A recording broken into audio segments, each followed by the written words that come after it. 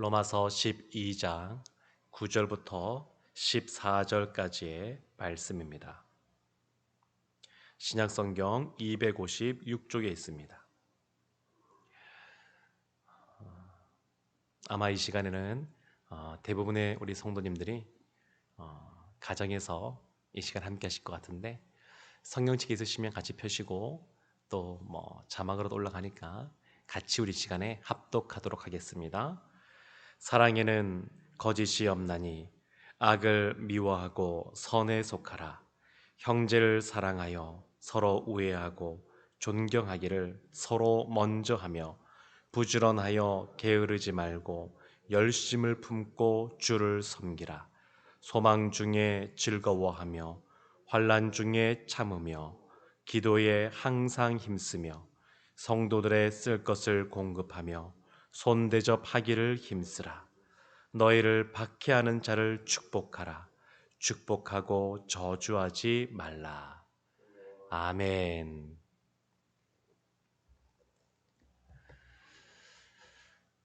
안타깝게도 우리 이번 주일날 우리가 본당에서 함께 모여서 하나님께 예배드릴 수는 없는데, 요즘 우리 주일날 예배를 마치게 되면 우리 목사님, 강도사님, 전도사님, 우리 교육자들이 소독제를 다 이렇게 헝겊에 묻혀서 우리가 앉아 있었던 이런 의자라든지 이런 걸 다 닦습니다. 깨끗하게 소독을 합니다. 예배 전에도 우리가 방역을 합니다만, 예배를 마친 이후에도 우리 교육자들이 깨끗하게 다 이렇게 방역을 하는데, 소독을 하게 되는데, 이렇게 의자를 닦는 것도 부서에서 또한 말씀을 증거하는 것뿐만 아니라 이렇게 의자를 닦는 것도 다 주님의 일입니다. 하나님께서 우리에게 허락하신 것들을 보게 되면 우리가 늘 하나님이 영이시기 때문에 우리가 늘 영적인 예배를 드려야 되는데, 그러한 영적인 예배라고 하는 것은 어떤 면에서 너무 이렇게 막연한 것이 아닙니다. 사역자들도 다 그렇게 다 닦으면서도 다 이것이 주님의 일이다 생각하고 그렇게 행하고 있습니다. 근데 이런 모습이 오늘도 보면 오늘 본문 속에 이어지고 있습니다. 앞부분에 나오는 12장 1절을 보면 너희가 거룩한 산제물로서 영적 예배를 드리라, 이렇게 사도 바울이 말하고 있는데, 이것은 너무 막연한 것이 아니라 실제 우리의 삶과 아주 밀접한 것을 볼 수가 있습니다. 디모데 전서에 보게 되면 3장에 크도다 경건의 비밀이여 라고 하는 부분이 나옵니다. 사도 바울이 자신의 영적인 자녀이자 목회자인 디모데에게 경건에 대해서 알려주면서 그 앞부분에 무엇을 말하냐면, 교회의 감독을 세울 때, 집사를 세울 때 어떠한 조건이 있는 사람을 세워야 되는지 말하는데, 그것이 곧 경건과 관련된 겁니다. 그래서 디모데 전서 3장에 나와 있는 3절부터 2절부터 나와 있는 그 내용을 보게 되면 그 경건과 관련하여 이렇게 말하고 있습니다. 그러므로 감독은 책망할 것이 없으며 한 아내의 남편이 되며, 세 번째는 절제하며, 네 번째는 신중하며, 다섯 번째는 단정하며, 여섯 번째는 나그네를 대접하며, 일곱 번째는 가르치기를 잘하며, 여덟 번째는 술을 즐기지 아니하며, 아홉 번째는 구타하지 아니하며, 열 번째는 오직 관용하며 다투지 아니하며, 열한 번째는 돈을 사랑하지 아니하며, 열두 번째는 자기 집을 잘 다스려 자녀들로 모든 공손함으로 복종하게 하는 자라야 할지며, 열세 번째는 새로 입교한 자도 말지니, 열네 번째는 또한 외인에게서도 선한 증거를 얻는 자라야 한다, 이렇게 말하고 있습니다. 그러니까 우리가 흔히 일반적으로 생각할 때에 그러한 경건의 이미지, 거룩의 이미지가 아니라 실제 삶에서 어떻게 살아가는지 그것에 대해서 평가하여 칭찬 듣는 사람, 잘하는 사람, 그러한 사람을 교회의 지도자로 세우라, 이렇게 말하고 있는 겁니다. 레위기서를 보게 되면 하나님께서 내가 거룩하니 너희도 거룩하라 이렇게 말씀하셨습니다. 그러면 이 레위기서에 보게 되면 우리가 생각하는 그러한 경건, 거룩에 대한 그러한 규례들도 있지만 상당히 많은 부분에 실생활과 관련된 내용들, 그런 것에 대해서 자세하게 쓰는 것을 볼 수 있습니다. 그러니까 우리가 하나님 앞에 예배를 드리며 나아가는데 우리가 주일날 또 이렇게 모여서 예배드리고 또 오늘 밤에 또 금요기도 있지 않습니까? 그것도 실시간으로 진행되는데 그렇게 우리가 이렇게 모여서 예배 드리는 것뿐만 아니라 실제 우리의 삶에서도 예배자로서의 삶을 살아가야 된다라고 강조하고 있는 것입니다. 오늘 말씀 시작되는 부분에 그 앞부분에 우리가 어제 본 본문인데 어떤 내용이 있었냐면 실제 기독교 윤리의 삶을 우리 그리스도인들이 실천하며 살아가야 되는데 먼저는 우리에게 집중했습니다. 우리가 그리스도 안에서 한 몸이다. 우리가 지체다. 그러면서 은사에 대해서 말했거든요. 여기에 나오는 은사는 이렇게 나왔습니다. 6절 말씀 보게 되면 은혜대로 받은 은사가 각각 다르니 라고 하면서 예언, 섬기는 일, 가르치는 일, 위로하는 일, 구제하는 일, 다스리는 일, 긍휼을 베푸는 일, 이것과 관련하여 은사들에 대해서 설명하고 있습니다. 그런데 이런 은사의 내용을 가만히 보게 되면 특징이 있는데 은사의 본질을 살펴볼 수 있는 것이 있는데 그것이 뭐냐면 첫 번째로 뭐냐면 사랑입니다. 사랑. 은사는 사랑을 위하여 존재하는 겁니다. 오늘 본문의 말씀은 한마디로 말하면 형제를 사랑하라 라고 하는 내용입니다. 그리고 오늘 본문 뒤에 나오는 내용을 보게 되면 원수까지도 사랑하라 그런 내용입니다.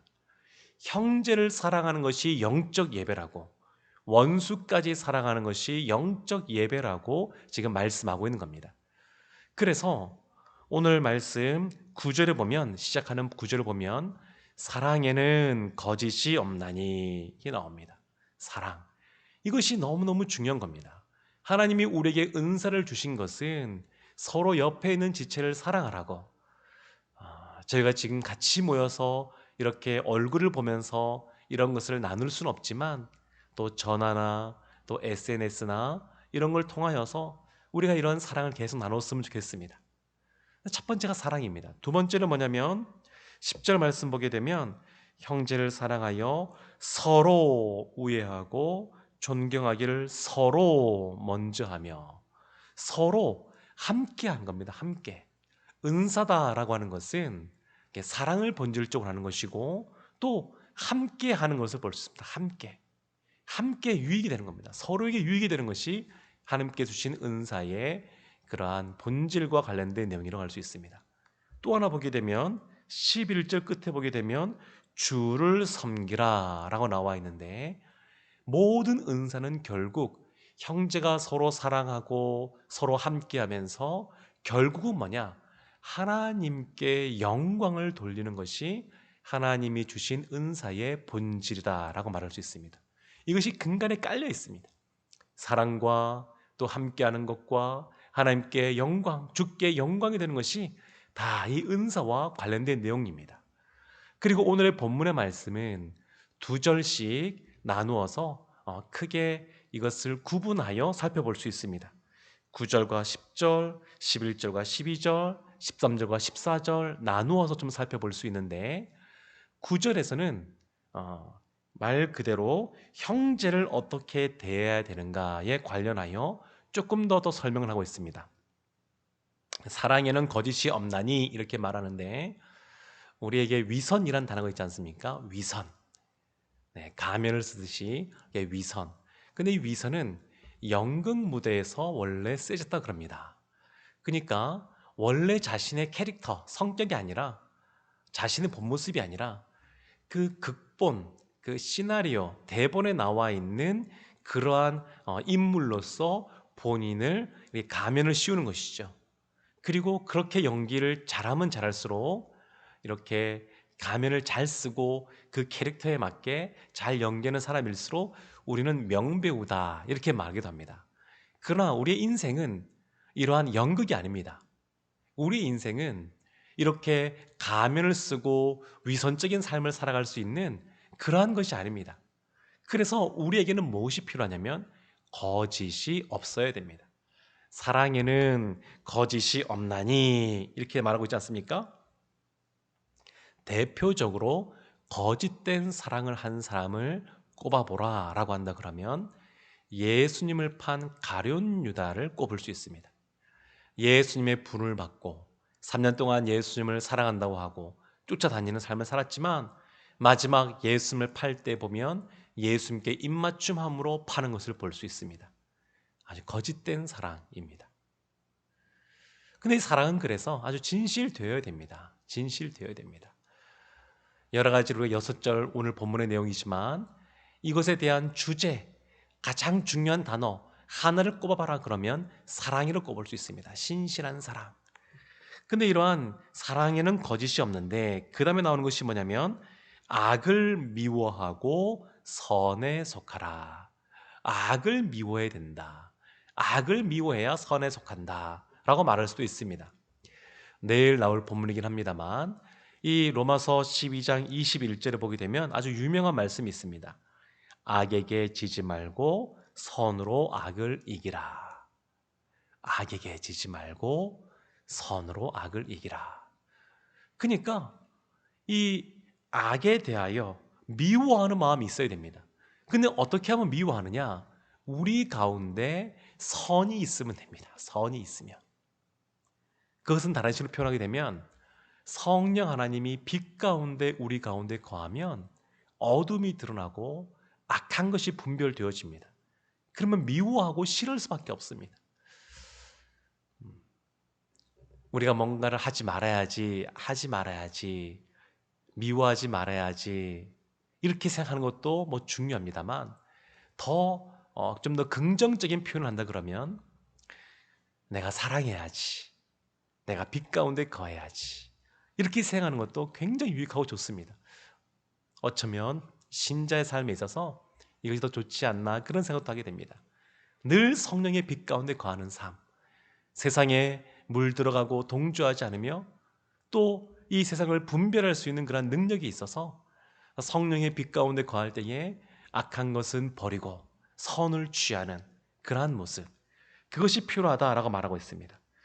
또 10절 보면 형제를 사랑하여 서로 우애하고 존경하기를 서로 먼저 하며, 서로 이제 높여주는 것이죠.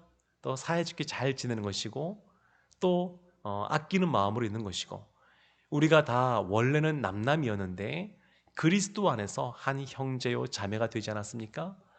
그렇지만 한 형제가 되고 자매가 되었지만 여전히 살아온 환경도 다르고 생각도 다르고 여러 가지가 너무너무 다릅니다. 부부도 서로 만나서 결혼해서 맞춰가기까지 참 오랜 세월이 걸리고, 또 어떤 면에서는 꼭 다 맞는 것은 아닌 것을 볼 수 있는데 하물며 성격도 다르고 뭐 학력 수준, 재산 유무, 가정의 상황 뭐 같을 수가 없습니다. 다 다를 수밖에 없습니다. 오직 예수님 때문에 모여 있는 것이 우리 교회 공동체고 우리 신앙 공동체인 것을 보니까, 그러니까 그 예수님 때문에 형제를 사랑하는 겁니다. 그리스도를 경외함으로 피차 복종하라 라고 에베소서 5장에서 말씀하고 있는데, 이 말씀처럼 그리스도 때문에 사랑하는 겁니다. 그리스도 때문에 우애 있게 지내는 겁니다. 그리스도 때문에 존경하는 겁니다. 그런 것이 우리 가운데 필요합니다. 바라기는 우리 세순교회 우리 공동체도 지금도 너무 좋은 소문이 많이 있지만, 지금도 너무너무 잘 지내시지만 시간이 지나갈수록 더 우애 있게 서로 더 존경하면서 서로 악을 미워하고 선을 추구하시면서 살아가기를 소망합니다. 두 번째 보게 되면 11절과 12절 보게 되면 조금 더 일상생활과 관련하여 이야기를 하고 있습니다. 11절 보면 부지런하여 게으르지 말고 열심을 품고 주를 섬기라. 부지런히 이렇게 온라인으로 이렇게 예배를 드리다 보니까, 비대면으로 예배를 드리다 보니까 어떤 면에서는 우리가 좀 느슨하게 싶습니다. 어, 처음에는 비대면으로 예배드릴 때 또 이렇게 뭐 식탁이나 또 의자나 이런 데 딱 앉아서 옷도 갖춰 입고 딱 앉아서 이렇게 예배를 드리다가 어느 순간 좀 편하게 되게 되시면 그냥 누워서 그냥 네 그런 분도 계실지도 모르겠습니다. 제가 확인은 못 해봤습니다만 네. 근데 부지런히 열심을 품고 우리가 주를 섬겨야 됩니다. 네. 열심을 품고 12절 보게 되면 소망 중에 즐거워하며 환난 중에 참으며 기도에 항상 힘쓰며 늘 소망이 우리 가운데 있죠. 현재 상황을 보는 것이 아니라 결국 하나님께서 우리를 구원하시고 우리에게 은혜 베풀어 주시고 우리로 하여금 승리케 하시고 결국 하나님 나라로까지 이끄신다라고 하는 것이 우리의 큰 소망인 것을 볼 수 있습니다. 요한계시록을 보게 되면 그 당시에 이 로마 제국이 기독교인들을 굉장히 많이 박해했습니다. 그리스도인들이 힘이 없어서 그런 것을 당할 수밖에 없었습니다. 카타콤으로 숨어들기도 하고 그리고 사도 요한은 유배를 갔다라고 전해지고 있고 그렇게 다 흩어질 수밖에 없는 상황 속에 하나님이 이 요한을 만나서 부활하신 예수님께서 하나님이 계신 그곳 천국으로 데리고 가서 많은 것들을 보여주십니다. 그리고 이 하늘나라, 이 천상의 세계에서 어떤 일들이 벌어지고 있는지 그것을 그 당시에 어려운 가운데 거하고 있는 힘든 상황 속에 처해 있는 성도들에게 알려주면서 너희가 지금은 큰 환난 중에 있지만 그러나 어린 양 되시는 예수 그리스도께서 그 환난 가운데 너희를 건져내셔서 구원하신다 라고 하는 이 메시지를 전해주면서 그 당시의 성도님들에게 큰 위로가 되고 또 격려가 되고 소망을 품게 하셨습니다. 그러니까 그리스도인은 늘 어떤 상황 속에서도 온 우주 만물을 창조하신 그 하나님, 나와 함께 하시는 그 하나님, 결국 우리를 승리케 하실 그 하나님에 대하여 늘 그것을 바라보고 믿고 소망하며 나가야 됩니다. 그리고 그것은 우리에게 즐거움이 됩니다. 하나님이 행하실 일을 바라보면 너무 기쁘고 기대가 되고 즐거운 겁니다. 그래서 환난 중에도 참을 수 있는 겁니다. 그 소망이기 때문에 참을 수 있습니다. 그럼에도 불구하고 우리 마음에 불안한 마음이 있습니까? 때로는 이렇게 요동함이 있고 처음에는 믿음으로 나아간 것 같았지만 또 힘든 것들이 있습니까? 그때 필요한 것이 뭐냐면 기도입니다. 기도에 항상 힘쓰라. 기도를 항상 늘 하라는 겁니다. 늘. 그리고 그냥 기도하는 것이 아니라 힘써 기도하는 겁니다. 힘써. 기도를 늘 힘써 하는 겁니다. 늘 힘써서. 그냥 가정에서 우리가 이 새벽 예배 마친 이후에도 기도하는 시간을 가지는데 그냥 기도하지 마시고 힘써 기도하시기 바랍니다. 힘써. 그것이 필요합니다. 14절과 13절과 14절 보게 되면 다른 사람, 다른 타인에 대하여 어떻게 대해야 되는지 말하는데 이런 말씀이 있습니다. 13절 보면 성도들의 쓸 것을 공급하며 손 대접하기를 힘쓰라. 우리가 늘 구제에 대해서 교회는 관심을 갖고 또 섬기고 있고 우리도 이렇게 하고 있습니다. 그런데 항상 보면 첫 번째는 성도 안에서 먼저 섬기는 겁니다. 예루살렘 교회도 보게 되면 그 구제하는 일에 있어서 먼저 그 교회 안에 있는 과부들에게 먼저 그런 일을 행하였거든요. 그 다음에 교회 밖에 있는 이들에게 이웃들에게 그것을 행하는 것을 볼 수 있습니다. 다 순서가 있는데 먼저는 성도들에게 쓸 것을 공급하고 그 다음에 손님도 대접하고 14절 보면 박해하는 자를 축복하라. 축복하고 저주하지 말라 이렇게 말합니다. 대표적인 분이 생각해보니까 사랑의 원자탄이라고 불려지는 손양원 목사님이 이러셨습니다. 자신의 아들을 죽인 그래서 사형당해야 되는 그 범인에 대하여 오히려 탄원해서 죽이지 말라고 이야기하고 그를 자신의 양아들로 삼은 그 손양원 목사님. 그러니까 우리를 박해하는 자들에 대하여 우리가 해야 될 것은 축복해주고 기도해주는 겁니다. 나머지는 하나님께 맡기면 됩니다. 하나님은 공의의 하나님이시면서 또한 은혜와 긍휼을 베푸시는 하나님이신데 하나님께서 판단하여 하나님께서 그렇게 행하실 것입니다. 그러니까 우리는 그들에 대하여 박해하는 자들에 대하여 축복하고 저주하지 않는 이러한 삶을 살아간다 그러면 우리가 늘 삶을 살아갈 때에 하나님이 기뻐하시고 바라시고 원하시는 거룩한 산 제물로서 영적 예배를 드리는 우리가 될 줄로 믿습니다. 오늘 하루 살아가실 때에도 오늘 말씀을 기억하면서 늘 형제에 대하여 사랑하는 모습으로 일상의 삶 속에서도 또 다른 사람에 대해서도 선으로 선대하는 사람으로 살아가셔서 하나님께 영광 돌리는 참 예배자 다 되시기를 주님의 이름으로 축원합니다. 아멘. 제가 기도하겠습니다. 하나님, 하나님이 찾으시는 참 예배자, 일상의 삶 속에서도 하나님을 인정하고 하나님을 의지하며 하나님께 기도하며 나아가는 영적인 예배자, 우리 모두가 되게 하여 주시옵소서. 예수님의 이름으로 기도합니다. 아멘.